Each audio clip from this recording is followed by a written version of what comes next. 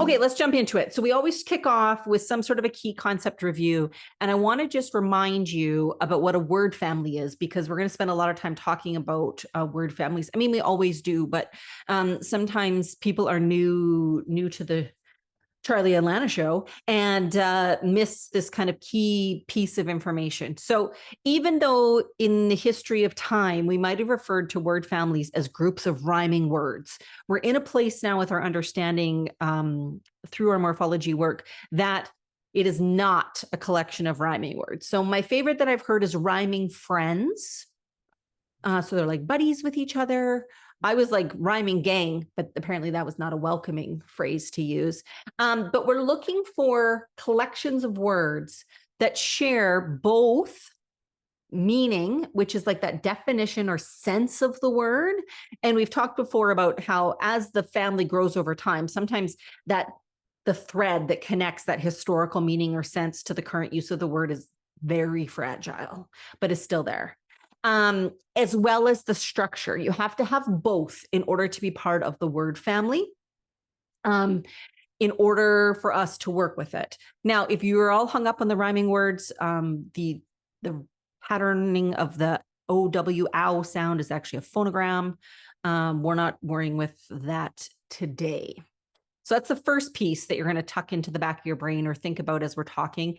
The second piece is that when we're looking at word study, it's truly about being curious about language. So there's no one way that this has to be done. In fact, we would encourage you to think about two different ways that you can approach word study in that with that lens of curiosity. So there's time, and it's appropriate for us to look at word families, like I just talked about. But then there's also times where it's appropriate for us to zoom into affixes and maybe spelling or suffixing conventions. Both are appropriate.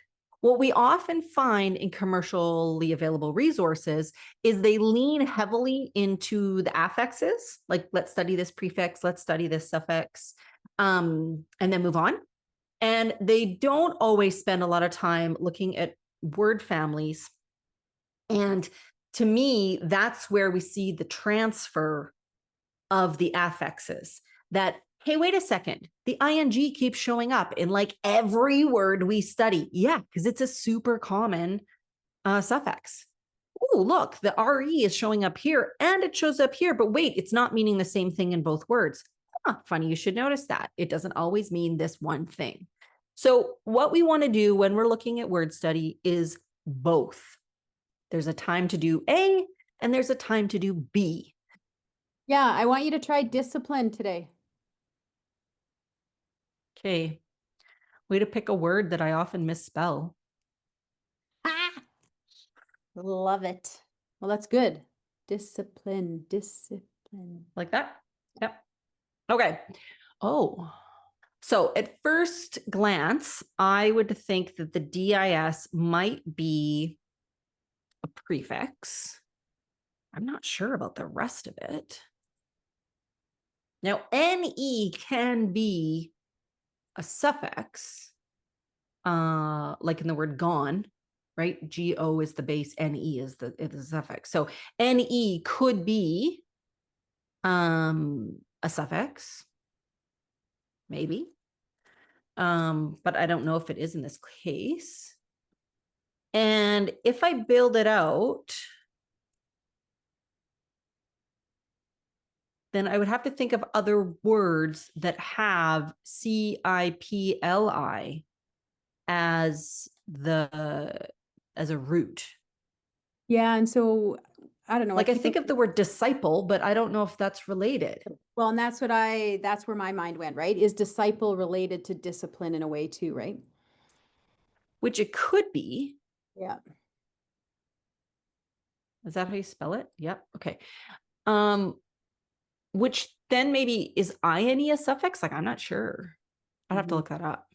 Which then would make CIPLE like it would be like this as the base. Yeah, plus the I. And DIS, like I know it's one of those ones that actually has multiple meanings and sometimes can be it sometimes can be an emphasizer, like it doesn't have a meaning. It's just like super cheering on the, whatever the base means. Okay, so let's go. Oh, disciplinarian. Okay.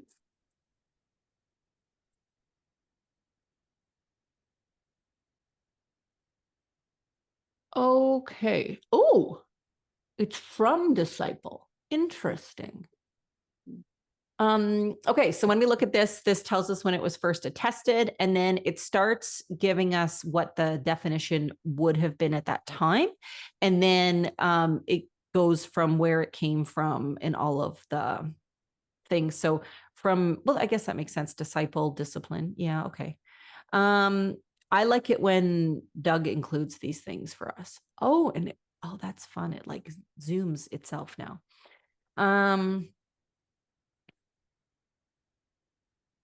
Penitential chastisement sounds very important. Punishment for the sake of correction. Okay, so now I'm going to click on disciple because that is what we do. Oh, from DIS and capere, to take hold of, hold apart, to grasp intellectually, analyze thoroughly. Interesting. Okay, so one who follows another, the purpose of learning. If I'm a disciple, I'm taking apart or taking hold of the pieces of the teachings. That makes sense. Okay, so now I can. So if you're being disciplined, then you are taking on that, I guess, grasping the teachings of what you're supposed to be doing, right? I guess, yeah. Yeah, that would be the connection, I think. So if I look up capere, arrest, capture. So when we look at our Latin verbs, we look at the second and the third. Now, interestingly enough, here, I'm left with CAP here, and I'm left with CAPT here. So like the word capture would probably be part of this, have the same root. Yeah, that's not super helpful. So if I go back over here, there's something, first thing I wanted to look at was if ine is a suffix from Old French, directly from Latin, of or like, forming adjectives and derived nouns. Okay, so that could be a suffix. So that makes sense then if we're going back here, then ine, so this of course then is incorrect. Remember, we put the little asterisk there to tell us that one's wrong. So it would be DIS plus CIPLE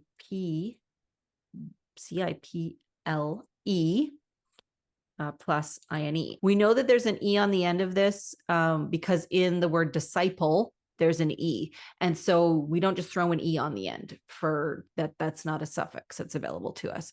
The other part I want to do is look up capere in here, and you can look up the other forms because we know that CAP is one of the forms and CAPT is one of the forms, but because it's already mentioned here, from disciple, then we also know that one of the forms has to be this CIPLE form. So there's 3 forms. So it's a collection of associated bases. Now there might be others. So I know it's connected in part because it's got the word here, discipline, and it's sending me to disciple. So I click on disciple, and here it's telling me that it's DIS, meaning apart, and from capere, to take hold of. So even though I'm not finding those base elements on the Latin dictionary site, Doug has said that they're part of the family. So the Latin dictionary only takes you so far. Sometimes facere is another example of a very prolific Latin verb that gave us many forms.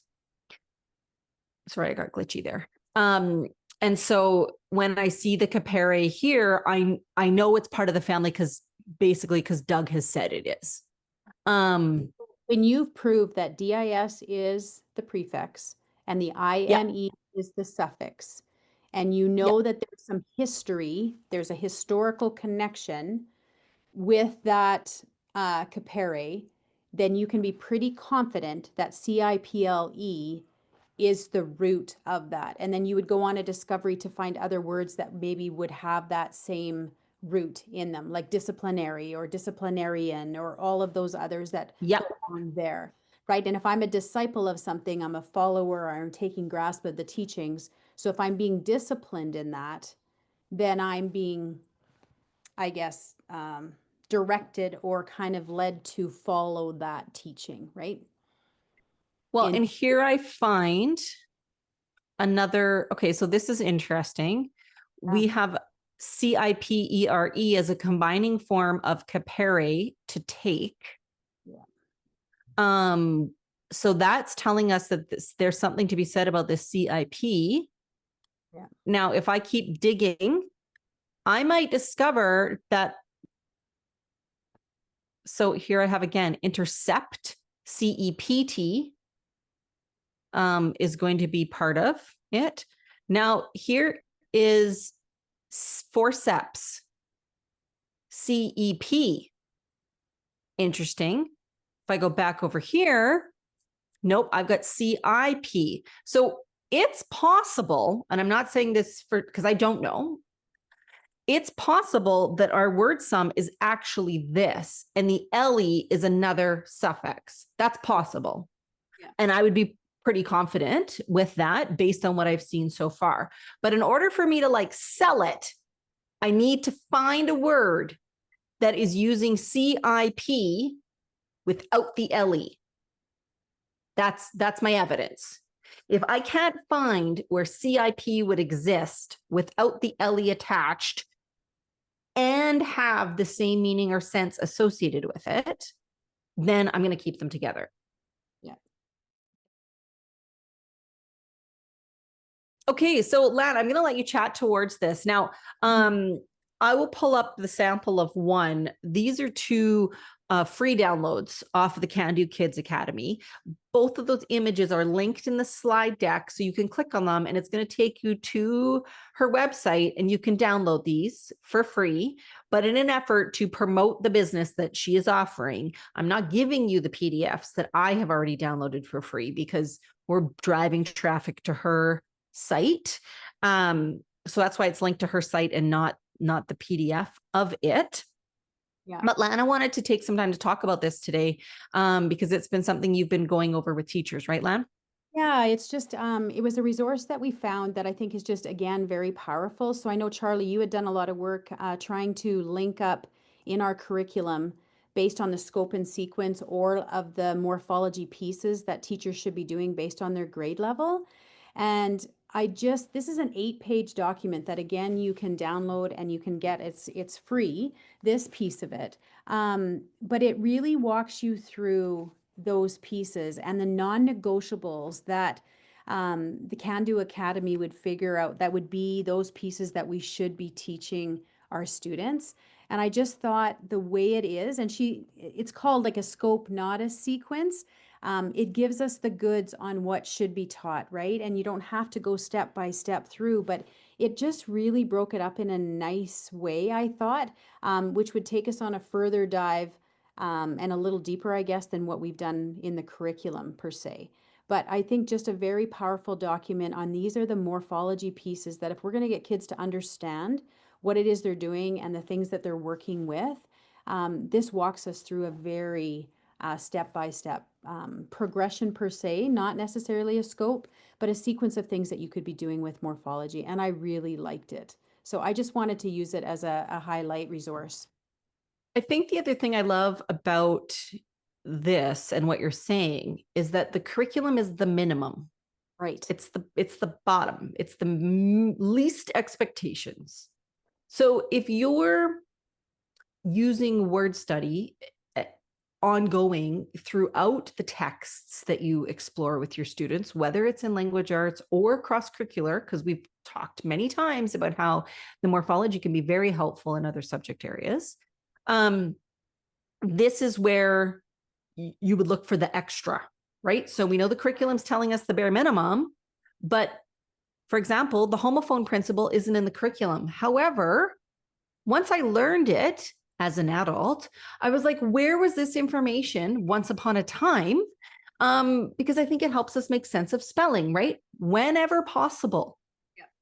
If two words sound the same, we're going to try to use different letters or graphemes to write those words so that they're not so confusing when we read them. That's a good thing to know. Yeah. Are there times where we have words that are spelled the same and are pronounced differently? Absolutely. Yeah. But no, I just think it's a like, I think as a teacher, just to have this like in your back pocket as understanding, just makes that morphology journey a lot easier. So I just really love the resource. Yeah, I agree. It was a gooder. And I mean, this is very similar. It's more of a checklist style, but that same idea that like there are concepts that if you're doing this word study work, you should be aware of. I mean, at the very least for yourselves, like, oh, I didn't know if it was a CH that makes a K, it often indicates a Greek etymology. Okay, that's fantastic. I will win that category on Jeopardy. Like sometimes you just need the fun facts to get you through, right? And sometimes those fun facts are the ones that the kiddos like hang on to and they just keep bringing it up. And that's what you love, right? They hang on to that one thing that you said that one time. Everything else, no. Okay. Who is in the family is an activity. Now it goes by different names. In that blue book that I referenced a few months ago, they call it in and out. Honestly, call it whatever makes your heart happy. Essentially, though, what we're trying to do is get students to recognize when a word is part of a certain word family and when it's not. And what I like about doing this activity is it can be done at any level. So this isn't a big kid thing or a quote little kid thing. It is an all people who interact with words thing. So I, again, would task the students with building out these lists for you. If you've got nothing but time on your hands, go ahead. You can do this yourself. But I would outsource the work.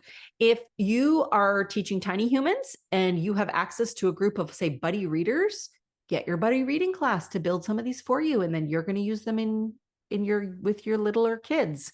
So if you're doing this with students, they can be pairs or solo, small group of 3, whatever makes your heart happy.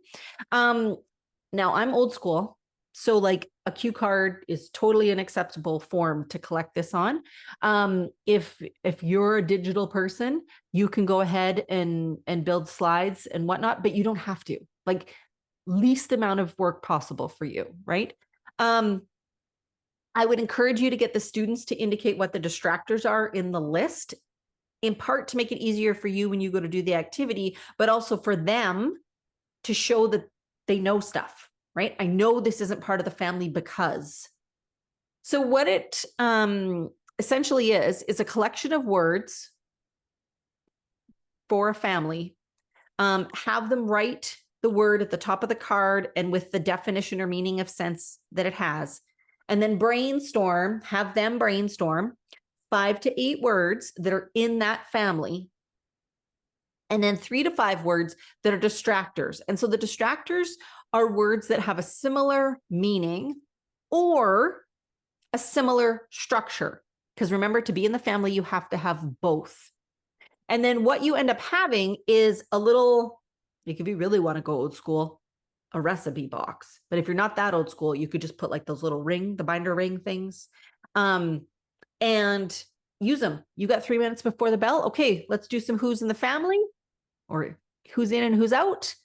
Put a circle on the board, read the word out or write it on the board in a big long list. And then go through them and move it over. Have one of them be the Vanna to write, like whatever. You make it work for you. But essentially what you're doing is sprinkling that morphology stuff in throughout the day. So here's one for the HOP family. HOP with a sense or meaning of jumping, bouncing, have them act it out. What does a hop look like? Have them hop around. And so I brainstormed 4 words on the left-hand side that are part of the family. And then I made a second column on the right-hand side of words that are my distractors. So hope, I've got an HOP in there. So why can't HOP be part of the family? And then they have to explain why it's not. Bishop and the word shop. Now, I picked shop on purpose because the word hops has the same letters. So if hops has HOPS and shops has the same letters, how come they can't be in the same family together? And so we want them to be able to articulate to us, well, that's because they doesn't have the same meaning or sense, and ultimately not the same structure, because this S here is part of SH. It's not its own thing off to the side, right? Whereas the S over here is acting as a suffix. So we want them to be able to articulate these thoughts to us. Here's a more advanced version where we have IT as the word family. And it's one of my favorites. Can you have a favorite word family? I mean, I have many, but it is a good one. Where the word exit, EX meaning out, IT go. What do you do when you exit? You go out. Like, it's literally what it means, which, like, how much more perfect can that be? Transit, transition, exiting. This one I thought was super cool. Ambition and initial are both part of that family. Again, this is not information I have like in my back pocket. The first few were, but then it was like, okay, let's do some digging in and find out that initial and ambition are part of the IT family, meaning to go. Now, again, what are the ones that aren't? Excite. So they might see the EX as a prefix and then not sure what they could do with the C and get a little confused there. The word it's does not have a meaning or sense of going, right? We're talking about the function word there. Move. Well, going and moving are the same thing. So why can't that be in the family? This one I thought was kind of fun. Digit. Again, it's not. I looked it up because sometimes you look up words and you're like, oh, that can't be together. And then you're like, wow, that is interesting. So sometimes you got to confirm. And you could extend this, right? You could ask them to tell you how they know these are the distractors. You could ask them to include the research, or in brackets, put what word family that the word digit is actually part of. If you wanted to stretch it a little bit, right? So simple thing that you can ask the students to do, they build the resource. And then, of course, when theirs comes up, they can't give all the answers away. And, you know, as they get older, they're going to want to be trickier and trickier. And so they will level up the difficulty, and you don't have to, inevitably. I thought you might need some word study inspiration because, you know, it's that time of year. It's always that time of year, but it's really, really that time of year. And this poem, Shel Silverstein poem, popped up in somewhere. Social media. Can't say social media is all bad because some of my inspirations come from there. But this poem is called Asians. And even if you weren't talking about the next word, but just the general state of life, you could maybe use this poem to talk about how we, because the end it says, all of these Asians added up make civilization. So when do we see examples of all of these Asians in our day-to-day world? And where could we add more of these Asians? What do we want more of? Are there any Asians we want less of? And what are the actions we can take? So you could turn this into like a whole health, social, something or other, citizenship thing. But what I loved about it is because, and we've talked about this before, that we know that TION is not a suffix, right? ION is the suffix. And if the T is there, it's coming from somewhere else. So it's either part of the base element or it's coming from usually ATE. So even in the title alone, we have an likely A-T-E-I-O-N-S. So we've got 3 suffixes in the title alone. So depending on what level your students are at, I might assign each small group one of the Asians words. And I would task them with figuring out what are the morphemes? What are the parts of this word? How do you know? Can you think of other words that use these morphemes, these word parts? And then once you have that, go do some digging. And then we're going to come back and each group is going to present on their Asian word. And this is where we see the transfer, right? Because we have a collection of 2, 4, 6, 8. Oh, and then there's an exaggeration at the end. 9 words that are potentially making use of ATE and ION in all of their families. So we have that transfer piece that we've talked about. Exaggeration is an interesting one because I think what we have there, because of that doubled consonant that we see, the GG, I'm thinking that EX is a prefix. AG is an assimilated prefix from AD. And then that would make GER the base, potentially GERE, maybe ATEION, but I don't know for sure. So like that's where the children go forth and do the work.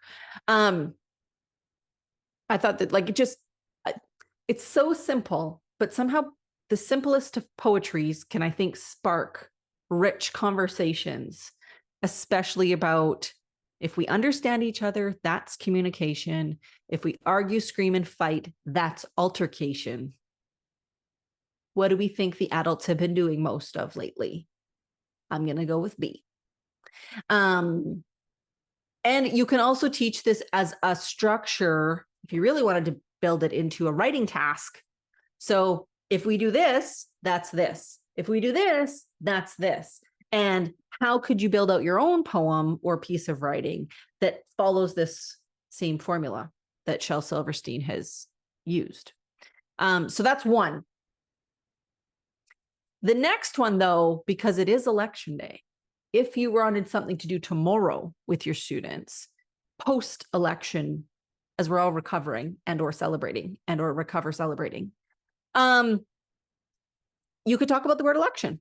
So the EL in this word, or sorry, the E in this word, not the L. The E in this word is a clip of EX. Sometimes that happens especially, it happens a lot with EX. I can't think of another one that gets clipped quite as much. Can you, Lan? No, it's very clippable. So if E is a clip of EX, then we have ION, which we know is attached to verbs to make nouns. That leaves us with LECT as a base. Obviously, this is an example of a bound base, because if I wrote that on the paper, you would be like, no, that's not a thing.